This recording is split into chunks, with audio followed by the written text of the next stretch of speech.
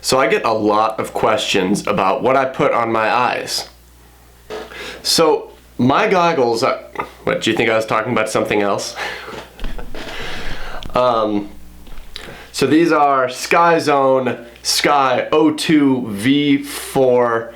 I think I get so many questions about my goggles because almost everyone else who does this FPV stuff uses Fatshark goggles. So you don't see these goggles too often, so people see them and they're like curious about them and they have a lot of questions. So I'm gonna do something a little different today. We're still gonna vlog all day, but we're gonna spend some time talking about my goggles. I usually shy away from like product reviews and stuff, but I think this will help people like understand this product better. So let's start with what I like about these goggles. They have built-in diversity. That means there are two separate receivers, so you attach two separate antennas, and the goggles are always looking for what has the better signal so you get the clearest image possible. The real advantage to that is you can run two different styles of antennas. So usually what I do is I use one cloverleaf antenna, which gives good coverage in all directions.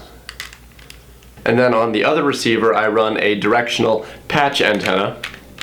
Patch antennas are much more sensitive, they get better reception further away.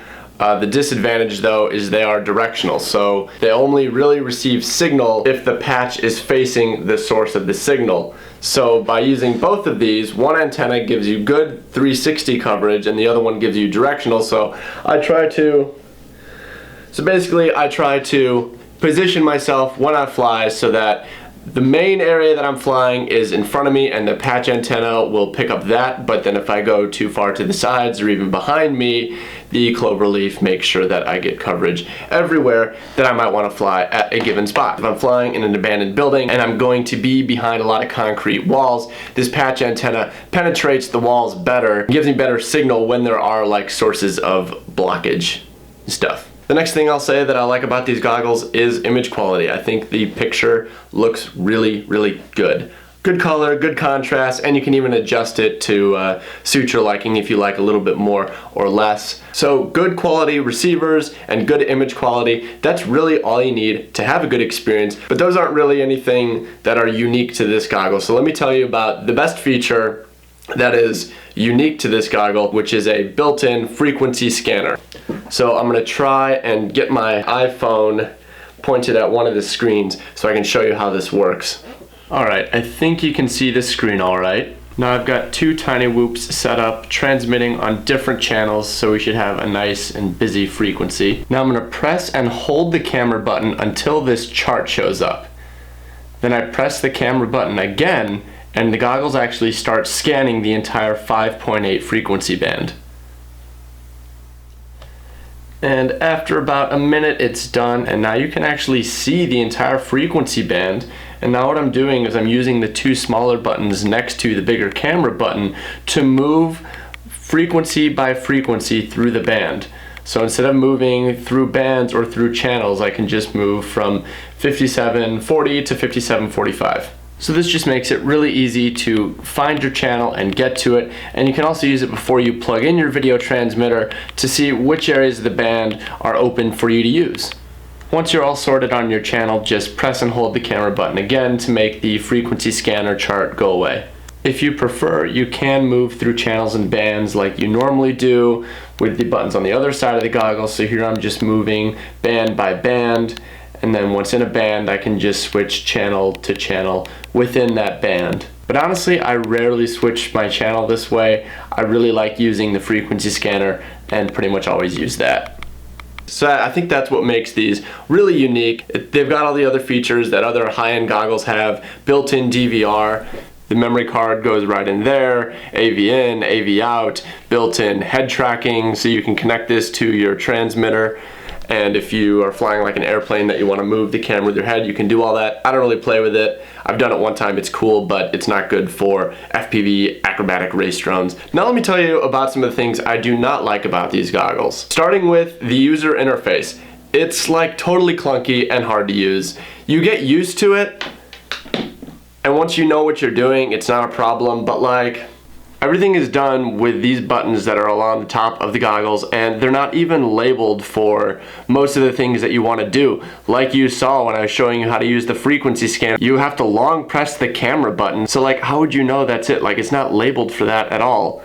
And when you're navigating through the menus, it's all sorts of clicking this and clicking that, and one goes back and one goes forward, and like, it's easy to get confused. I'm used to it now and I can use them without problem, but like, it's just kind of a pain. But I will say, it's like gotta be hard to develop a good user interface without adding a whole bunch of buttons and stuff like that. I don't know. I think they could do something clever with like arrow keys and like a select button in the middle, something a little bit more intuitive than having to remember that like the record button is select and the photo button is back and up. And another complaint that's not really, well, I guess this isn't really a complaint, just like I mentioned the camera button a few times and the things that I use it for. You know what I never actually use it for is the camera, which there is a camera on the front of these goggles, so you can essentially wear them and see the... Totally pointless. I never use that. They say it's for like if you want to do something quick, you can reach up and tap the button and see what you're doing without having to take the goggles off, but honestly, does it really save you any time reaching up and hitting a button versus reaching up and removing them, and then you're looking through this screen with a weird wide angle and your depth perception is all what it's not. Woo.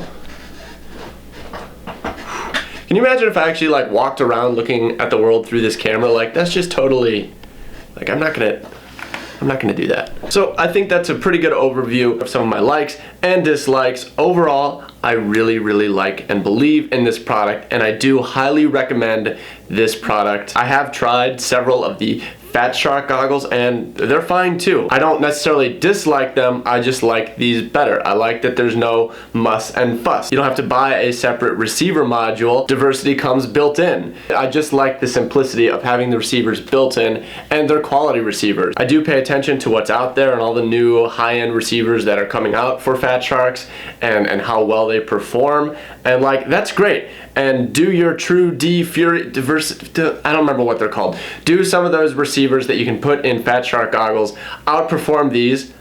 Probably, but like, I don't care. These get the job done. Like, if you watch my videos, you see the stuff that I fly through with no problem, so We turn on the TV. Yeah, we're in the same space, but there ain't no gravity. So you can take off like I'm not about it. You can take off if you want. You can take off like I'm not about it. You can take off like I'm not about it. You can take off if you want. You can take off like I'm just not. the other thing compared to the Fatsharks is I think the image looks better on this. When I look at any of the Fatshark goggles, it looks to me like I'm looking through like a screen door. Like, just the way the optics are and the way the screen resolution, I feel like I can see the pixels of the screen. This doesn't look as much like, you're still obviously looking at the screen, but it doesn't look so much like a screen. I think it looks better. So like I said, highly recommend this product. What I guess I don't necessarily recommend so highly is the brand. Compared to Fatshark, Fatshark is much more engaged with the FPV community, which is great. It's easier to talk to someone from Fatshark. It's easier to get questions answered. And since so many other people use them, it's easier for like the community to help each other with that stuff. Very few people use these, so like if you have a problem, it can be kind of hard to get an answer to that. But again, great product. So that's the trade-off. Okay, enough talking. I hope that was helpful and informative. I don't usually do stuff like this, but I want to try and do more if it can help. And I get questions on these goggles, so I hope this was helpful. If you have any other questions about these goggles, let me know in the comments. Okay, so I'm editing this video now, and it's getting really long, and I still haven't actually started the day yet, and I did film a pretty fun vlog throughout the rest of the day that I don't want to cut short, and I also don't want to cut this little review. I wasn't planning on doing such a long review. I'm kind of new to doing review things.